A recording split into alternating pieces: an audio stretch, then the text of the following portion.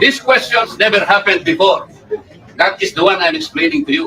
It did not happen before. Now, ang tanong ko po, ba't nangyari po nung nakaraan, nangyayari na naman ngayon? Kagaya po na sinabi nila, wala nang pinagtanong sa Office of the President, and that is correct.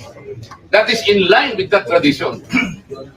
Ngayon po, kung ang tinatanong ko ngayon, are we discarding the tradition? And is this committee authorized to discard a well-kept tradition? O kaya nga, then why are we intending to ask questions na naman at pinatawag nyo na naman kung sino-sino dito?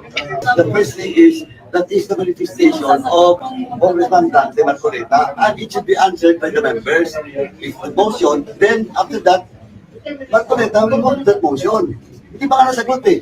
We will let just Marcoleta to speak, and then move to the motion. Sagutin muna. Sagutin muna yung point mo. The chair, Sagutin muna. yes. Then saka mag-move. Yun, wala na tayong parliamentary courtesy next few weeks.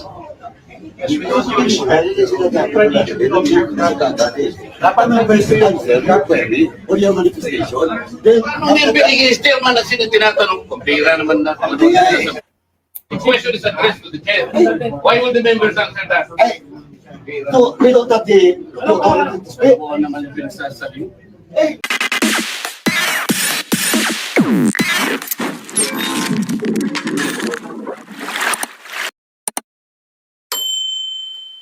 These questions never happened before. That is the one I'm explaining to you. It did not happen before. Now, ang tanong ko po, ba't nangyari po nung nakaraan, nangyayari na naman ngayon? We are talking of the office that the person. You may not like the person, you may not like her presence here, but you have to respect the office of the Vice President. That is all. Because that is guided by the tradition. Kahapon po, kagaya po na sinabi nila, wala nang pinagtanong sa Office of the President, and that is correct. That is in line with that tradition. Ngayon po, kung ang tinatanong ko ngayon, are we discarding the tradition? And is this committee authorized to discard a well-kept tradition? O kaya nga, then why are we intending to ask questions na naman at pinatawag nyo na naman kung sino-sino dito? That is why, kung hindi po kayo makakasagot, madam, ang tinanong ko na sa inyo, I am now moving. Oh, may brati-bratinela pa. Saan po kayo nakakita ng gano'n? This did not happen anytime. Panglabing 7 taon ko na po ito. Alam niyo, Madam Stella, I was already here when the Vice President was Noli de Castro, when the Vice President was Binay, when Vice President... But you were also here in the last hearing. No motion was introduced. Yun na nga, kasi question na kagad eh. Walang man lang... You can read the records. We did not introduce. Nag-motion sila yun.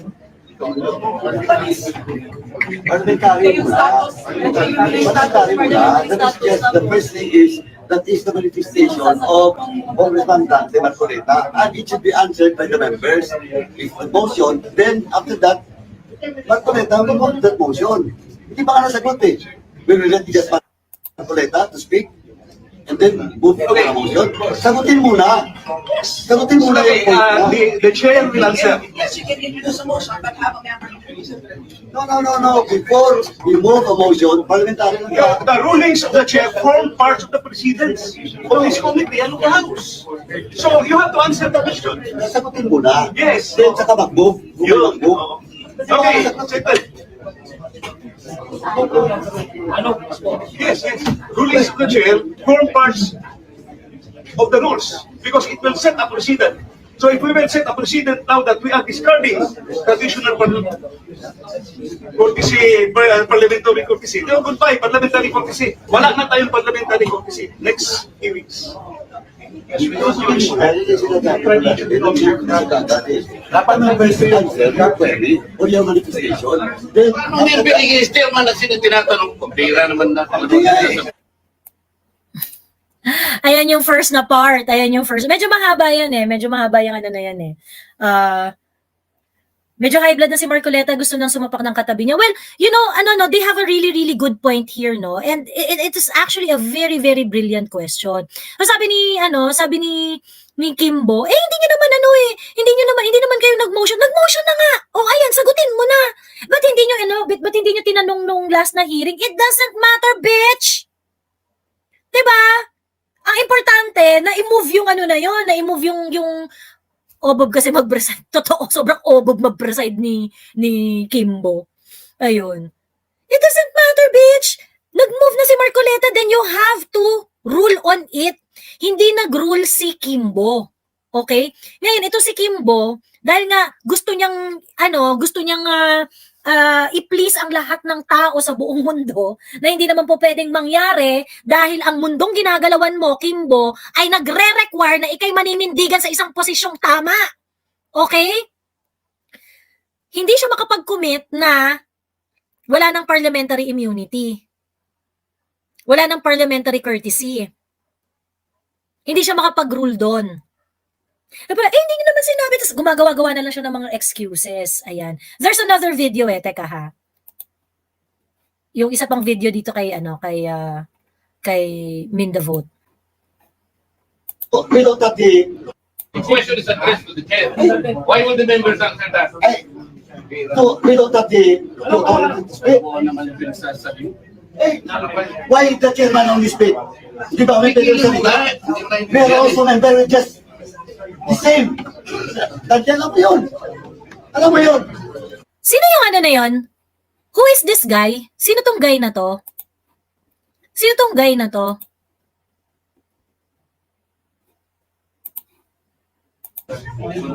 Can the vice chair cannot answer your query if he has the answer? Ah, guy na Usapan natin, ang chairman ang sasagot. No, it's not only the Ano chairman. naman magsasalita lang yan? Bakit? Okay. Kong Paduano. Si Kong Paduano. Kong Paduano Vice Chair, hindi naman ikaw ang chair. Hindi yung ruling mo ang masusunod. Ruling ni Kimbo. Diyos me. Nakakaloka. Kaya lang sa kita na kayo. Kaya lang ang tawag ko. Hindi pwede mo. Hindi pwede magsalita yung iba. Hindi pwede yung chairman lang. Di ba? Di ba? Pwede mo yung dangis. Saan parliamentary procedure in the House that the members speak. Pwede. Di ba? Wala na, nag-expire na yung moment mo na magsalita. Pwede ka na lang mag-object. Tatanungin nung nagpe-preside, is there any objection? Then that is the fucking time that you speak, Paduano, idiot. Kasi nag-move na si Marcoleta. Nag-move na si Marcoleta. Parang may parliamentary kinemic, ikaw lang pwede magsalita, ikaw lang pwede magsalita. Diyos me, tangin ang mga unggoy to. Diyos ko, yung Congress na, abolish Congress! Diyos me!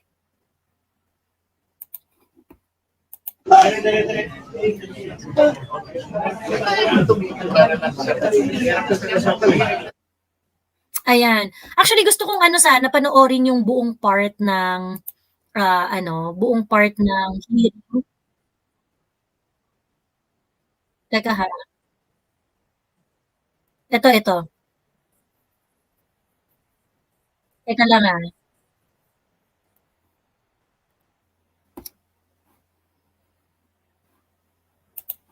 Tingnan natin tong Ay, sorry. Ito yung buong period na yung 8 minutes siya eh. By way of manifestation. There is no rule about that. You have to get the opinion of the members. Diba? You have to get the opinion of the members. You get your members. Yeah, of course. Let the members say their piece. Patapusin muna. Hindi mo ba tayo nagsimula? Kasi simula lang natin Dapat kung nagsimula tayo. Madam Chair, suggestion lang. May motion, si Candid. Magtanong ka kung may objection. Kung may object na deliberation. Para ma-deliberate. Yun. Let's follow the procedure.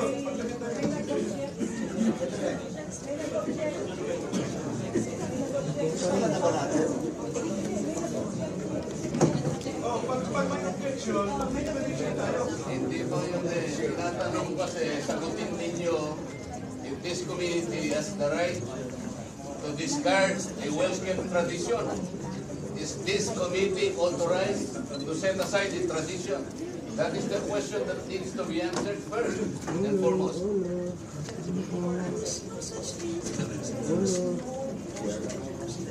Pwedeng pindutin yung mic. Nagtatanong po ako, Madam Chair. Incidental lang. Ako rin nag-incidental lang.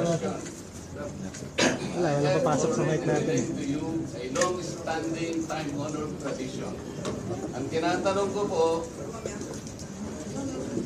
tradition po natin ito eh. Ang problema ay marami dito neophyte kaya hindi nila alam yung tradition. I am saying, Madam Chair, this was a tradition well kept for so long a time. Follow the rules, we would have a motion introduced by a member, but it was an objection. Bago po yung Madam, Yes, but sabi din, I was asking for an answer. answer is, Yung answer niya, based to your tradition or not? Sabi ko mayroong tradition, pinapaliwanag ko na sa inyo. Ang tinatanong ko, Sinasabi ko dapat sagutin muna.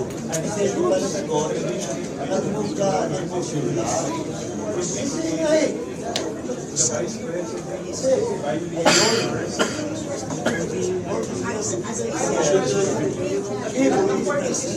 Excuse po.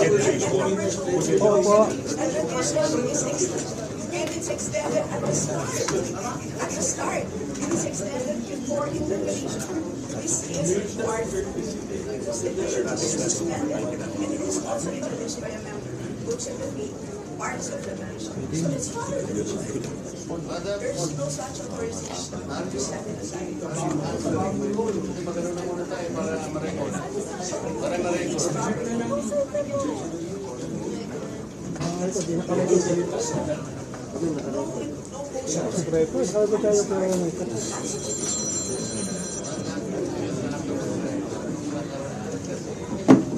Wala na dapat tanong. Sa nangyari, a barrage of questions. That's why I'm asking. Bakit natin ginawa yun earlier?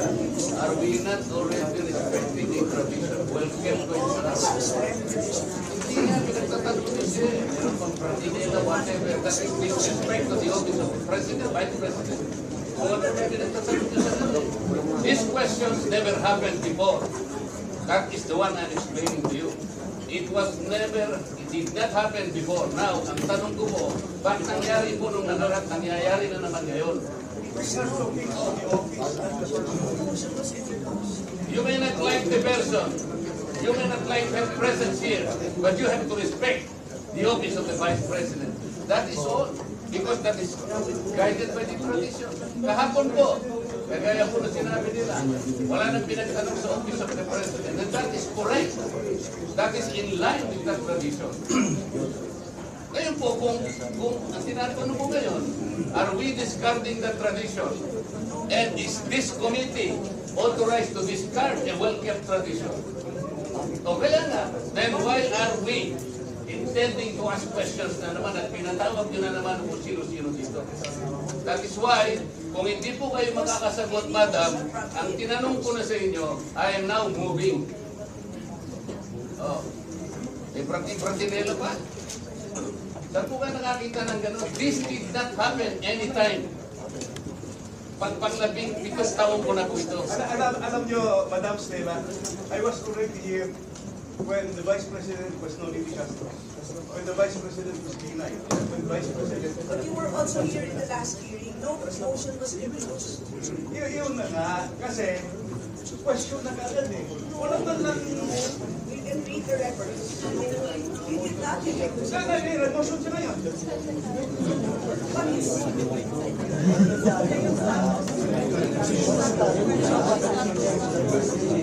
That is the manifestation of reluctance and Marcoleta, and it should be answered by the members. Motion, then after that, Marcoleta will hold that motion. Hindi pa nga nasagot eh. Will we let it just Marcoleta to speak? And then we move on to the motion. Sagutin muna. Sagutin muna.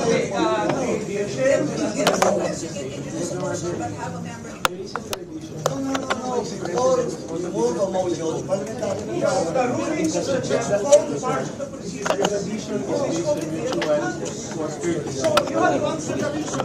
Sagutin muna. Then saka mag-move. Saka mag-move.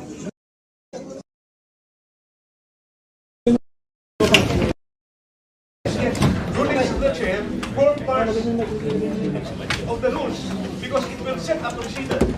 So if we will set a precedent now that we are discarding traditional courtesy, parliamentary courtesy. Goodbye, parliamentary courtesy. Wala na tayong parliamentary courtesy. Next.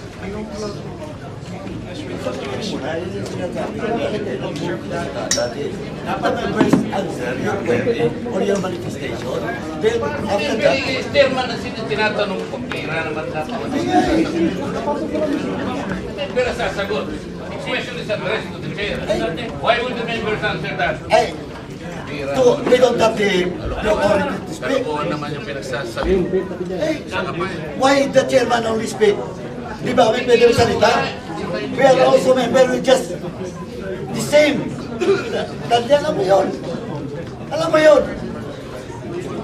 Can the vice chair cannot answer your query if he has to answer? Pwede. Pinag-uusapan natin ng chairman ang sasagot. No. It is not only the chairman. Magsasalita ng ganyan. Well, bakit? Hindi nagsalita na kayo. Kaya naman ito report. Pwede magsalita yung iba. Hindi pwede yung chairman lang. Di ba? Pwede ba yung dati? Sa parliamentary procedure in the House that the members cannot speak. Pwede.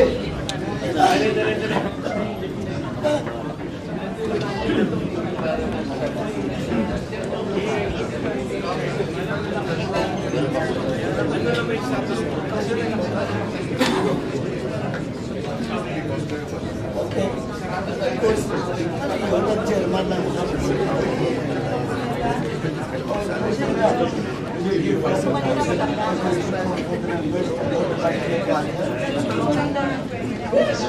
Sasagutin naman po. Same time. Here is the version